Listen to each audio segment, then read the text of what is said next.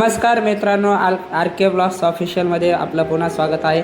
आज आम्ही आलेलो आहोत मुंबईतील प्रसिद्ध असे राणीबाग म्हणजेच वीर माता जिजाऊ भोसले उद्यान या ठिकाणी। असं हे बॉटॅनिकल गार्डन आहे आणि या ठिकाणी विविध प्राणी देखील पक्षी असे आहेत। तर चला सुरुवात करूया आजच्या ब्लॉग्सला, शेवटपर्यंत नक्की ब्लॉग बघा। या ठिकाणी समोर दिसतंय ते आपल्याला रजिस्ट्रेशन आहे, तिकीट काउंटर आहे। या ठिकाणी ऑनलाईन आणि कॅश काउंटर असे दोन्हीही काउंटर आहेत। असं समोर या ठिकाणी गर्दी आहे। आमचे पाऊल आपोआप तिकडे वळले आणि त्यानंतर तिकीट काढण्यासाठी आम्ही गेलो। त्या ठिकाणी तिकीट दर आहे 50 रुपये प्रति व्यक्ती दर आहे। आणि जर तुम्ही फॅमिली असाल, दोघं मुले आणि नवरा बायको, तर असं 100 रुपये तिकीट आहे। या ठिकाणी अतिशय निसर्गरम्य असं वातावरण या ठिकाणी आपण पाहणार आहोत। या ठिकाणी तिकीट काढून आम्ही या ठिकाणी प्रवेश करत आहोत। आतमध्ये गेल्याच्या नंतर हे पहा मित्रांनो, किती सुंदर असं दृश्य आहे, निसर्गरम्य वातावरण असं आहे। फिरायला सुरुवात करत आहोत।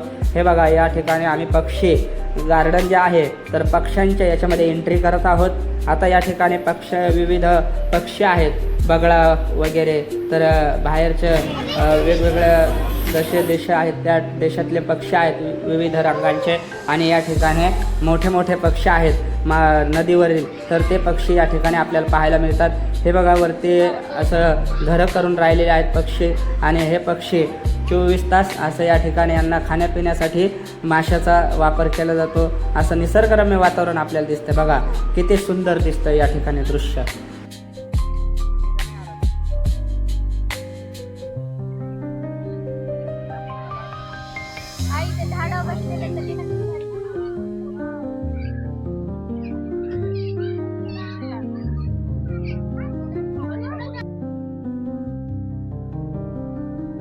मित्रांनो, या ठिकाणी आम्ही फॅमिलीसोबत आलेलो आहेत आणि या ठिकाणी बघा गिधाड जातीचे जे पक्षी आहेत तशा पद्धतीचे हे पक्षी या ठिकाणी मोठ्या लाकडावरती बसलेले आहेत। आणि या नंतर आम्ही पुढे चाललेलो आहोत असंच आतमध्ये एंट्री केल्यानंतर। आणि असंच पुढे जात असताना आता आपल्याला पुढे पाहायला मिळणार आहे या ठिकाणी मगर वगैरे पाहायला मिळणार आहे। तर आपण तिकडे जाऊया, चला।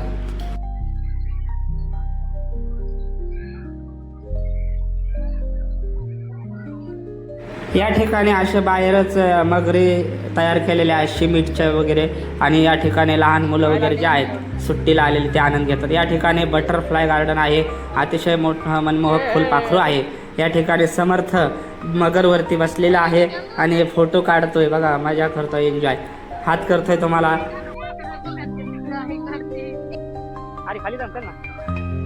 आणि मगरीचं जे घर आहे तर त्या ठिकाणी चाललं, जुन्या पद्धतीचं बांधकाम आहे। आणि असंच पुढं आलो, या ठिकाणी गर्दी बघा किती आहे, अशी गर्दी आपल्याला पाहायला मिळते। आणि हे काचा लावलेले आहेत, या ठिकाणी पाणी आहे पलीकडं आणि पाण्याच्या याच्यामुळं काच लावलेली आहे सगळ्या दिसण्यासाठी। निसर्गरम्य वातावरण तयार करण्याचा प्रयत्न केलेला आहे। अतिशय मनमोहक असं वातावरण या ठिकाणी मगरीच्या घरामध्ये आहे। वरती गेल्याच्या नंतर खालून तर मगर दिसत नाही, आपल्याला व्यवस्थित दिसली नाही। तुम्हाला इथं वरती येऊन मगर दाखवतो। हे बघा, हे समोर मगर दिसते तुम्हाला, पाण्यात शांत पडलेली मगर आहे। ती शिकारीला देखील चप्पळ आहे, ती अशी शांत राहून वेळेची संधी बघून अटॅक करत असते, अशी मगर आहे।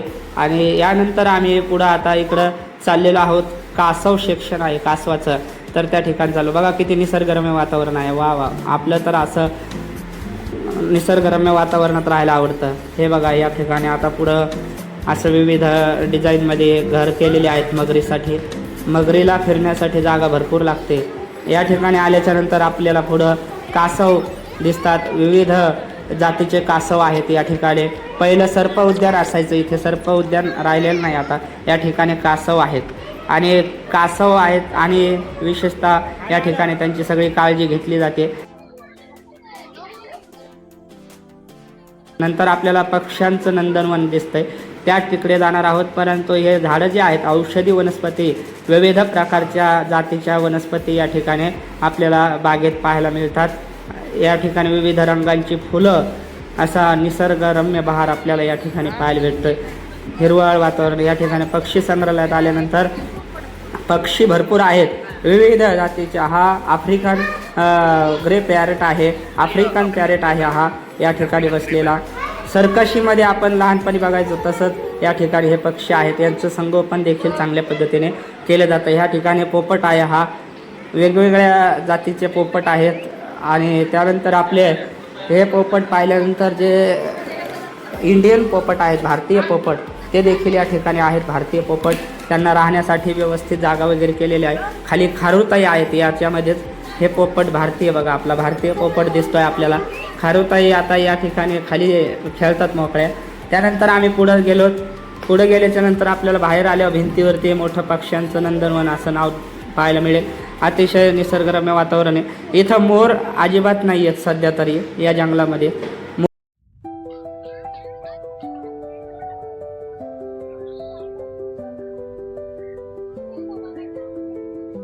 मित्रांनो, आपण या ठिकाणी सगळी माहिती घेणारच आहोत या ठिकाणी पक्ष्यांचे, प्राण्यांचे. पण चालता चालता तुम्हाला हे वृक्ष जे आहेत वेगवेगळ्या जातींचे ते दाखवतो. आसो पालव असं वृक्षाचं नाव आहे आणि विविध परदेशी वृक्ष आहेत या जंगलामध्ये आणि भरपूर संख्या आहे वृक्षांचे, बांबू वगैरे जे आहेत आणि शोचे झाडं देखील भरपूर आहेत. असं नंदनवन या ठिकाणी आहे आणि पवित्र वातावरणात आपल्याला प्रवेश केल्यानंतर आपले आपसुकच पाय या जंगलामधून बाहेरही वाटत नाही. आता आम्ही असंच फिरत असताना पुढे प्रवास करत आहोत या ठिकाणी जंगलामध्ये. असं या ठिकाणी जागोजागी तुम्हाला मार्गदर्शन दिसणारे फलक आहेत. आपल्याला कुठं जायचं आहे, काय पाहायला भेटेल, हे असं फलक आहेत लावलेले. आणि असं वातावरण आहे. इथं पक्षी आहेत मोठे, गरुड वगैरे आहे, कावळा वगैरे. ह्या मोकळं जागा आहे, पाणवटे केलेले आहेत इथं पक्ष्यांना पाणी वगैरे पिण्यासाठी. यानंतर आपण हे बघतायत ते वातावरण अतिशय मनमोहक वातावरण आहे उन्हाळ्यात टायमाला. हे बघा हरिण आहे समोर, हरिण आहेत आणि हरणाच्या त्या तिकडे चाललेलो आहोत आम्ही चालत. आता या ठिकाणी पुढे गेल्यावरती सांबर वगैरे आपल्याला दिसेल. हरणांचा प्रकार आहे. हे बघा हरिण बसलेले आहेत. अतिशय मनमोहक दृश्य आपण या ठिकाणी बघतायत. आणि इथं शेजारी झरासुद्धा केलेला आहे पाण्याचा. या ठिकाणी वातावरण निसर्गरम्य ठेवण्याचा चितळ आहे, याचं नाव ओरिजिनल. आणि हे सांबर आहे. आपण हरिण बोलतो पण चितळ नाव आहे याला.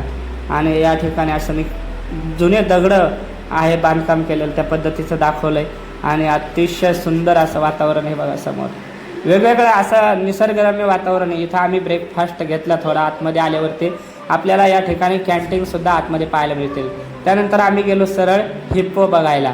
पाण्यामध्ये दुपारच्या वेळेला अत्यंत मजेशीर आनंद घेत बसला होता. आणि मला देखील वाटत होतं की चला पाण्यात बुडी मारावी एक जाऊन, पण हिप्पो पुढं कोण जातं आहे. हे बघा हिप्पो बाहेर आला, आपण बघताय. अतिशय सुंदर असा हिप्पो या ठिकाणी पाहायला मिळाला आपल्याला. भरपूर गर्दी आहे, उन्हाळ्याचे दिवस आहेत सध्या. बघा दिसला.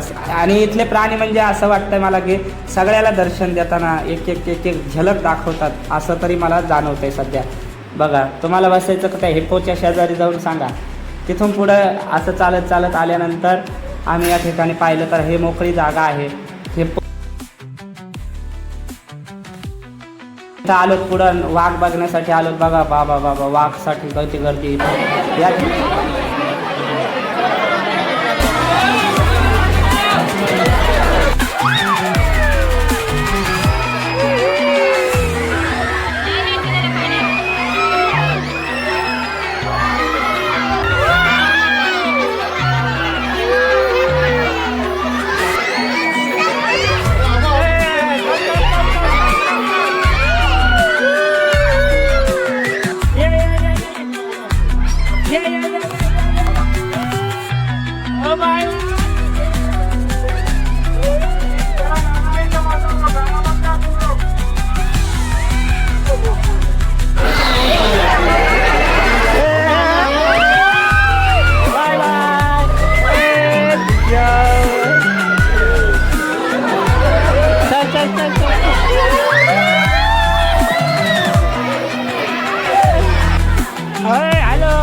Hello bye bye.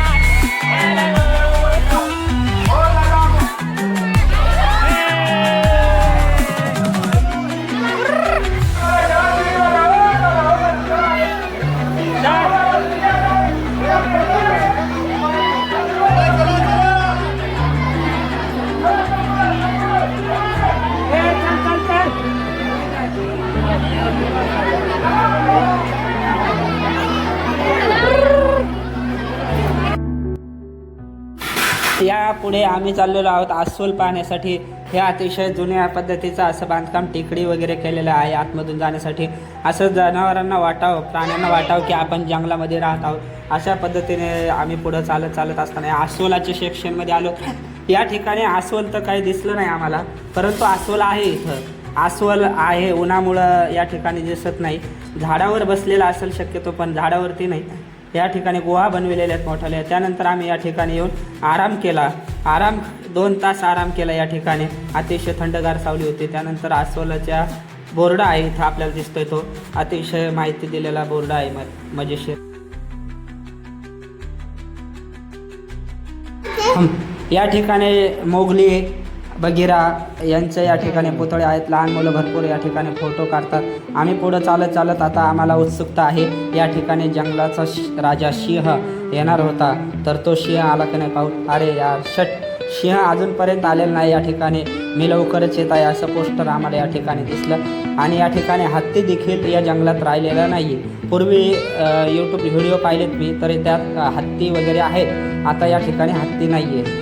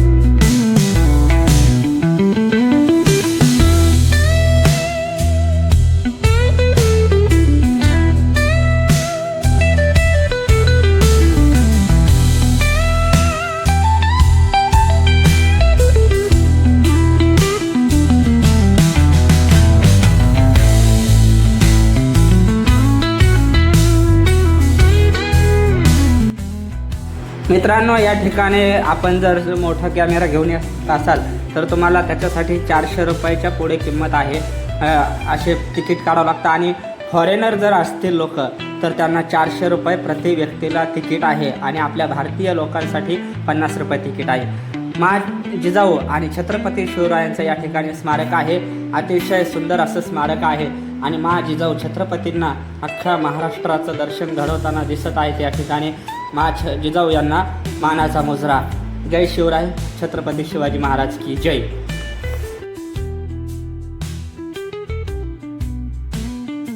यानंतर आम्ही आलोत माकड बघण्यासाठी.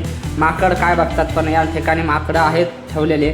आणि माकड चाळे करणारेच माणसं देखील या ठिकाणी बघायला मिळते तुम्हाला. काही ठिकाणी असे माकड चाळे करतात काही जण, आणि माकडं देखील त्यांची मजा घेत माकड चाळे करतात. या ठिकाणी माकडांची संख्या अतिशय बोटावर मोजणे इतकी राहिलेली आहे.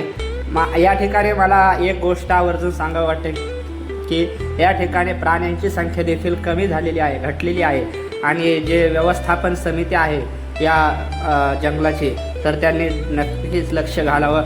60 एकर असं या ठिकाणी बागेचं वर्णन केलेलं आहे. गुगलवर जर आपण सर्च केलं तर 60 एकर असा एरिया या बागेचा आहे. परंतु या ठिकाणी नमूद करतो गोष्ट की 60 एकर हा भाग दिसत नाही. कारण की आपण 60 एकरचा प्लॉट पाहिला तर भरपूर मोठा असतो. या ठिकाणी लहान मुलांना खेळण्यासाठी पाळणे वगैरे आहेत. त्यानंतर आम्ही गेलो या ठिकाणी पेंग्विन पाहण्यासाठी. अतिशय मनमोहक असं दृश्य आपल्याला या ठिकाणी पाहायचं आहे. मी देखील उत्सुक आहेत या ठिकाणी पेंग्विन पाहण्यासाठी. चला आम्ही आतमध्ये जात आहोत आता. या ठिकाणी पेंग्विनच्या बिल्डिंग आहे, त्याच्या बाहेर असं निसर्गरम्य वातावरण केलेलं आहे. तर चला जाऊया आतमध्ये आणि पाहूया पेंग्विन कसे आहेत ते. तर मित्रांनो, खूप मेहनतीने हा ब्लॉग बनवलेला आहे मी. आणि तुम्हाला हा ब्लॉग कसा वाटतो ते कमेंट करून नक्की कळवा. आणि आवडत असेल तर लाईक करायला विसरू नका. आपल्या चॅनलवरती असेच ब्लॉग येत असतात. आपण जर या चॅनलवरती नवीन असाल तर सबस्क्राईब नक्की करा. आता आपण या ठिकाणी पेंग्विनच्या बिल्डिंगमध्ये आलेलो आहोत. आणि पेंग्विन पाहण्यासाठी या ठिकाणी भरपूर गर्दी आहे. उन्हाळी सुट्टी लागल्यामुळे लोकांची संख्या भरपूर आहे. या ठिकाणी पेंग्विन पाहू शकताय आपण. हे बघा, असे पेंग्विन आहेत. आणि पेंग्विनची संख्या भरपूर आहे या ठिकाणी. आणि व्यवस्थापन देखील चांगल्या पद्धतीने ठेवलेलं आहे यांचं. अतिशय पेंग्विन मस्त असे बसलेले आहेत या ठिकाणी. उन्हाचा टाईम असल्यामुळे थंड वातावरण आहे. आतमध्ये एसी भरपूर लावलेले आहेत आणि असंच पाहून आम्ही बाहेर पडत आहोत आता इथून पुढं.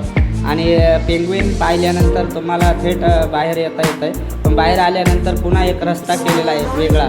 पहिला रस्ता नव्हता तो मी व्यवस्थित चौकशी केली तर या ठिकाणी हॉटेल आहे आतमध्ये मोठं आणि महागड्या वस्तू आहेत या ठिकाणी सगळ्या आणि ब्रँडेड देखील असू शकतात. आम्ही काही घेतलेलं नाहीत इथं काही वस्तू.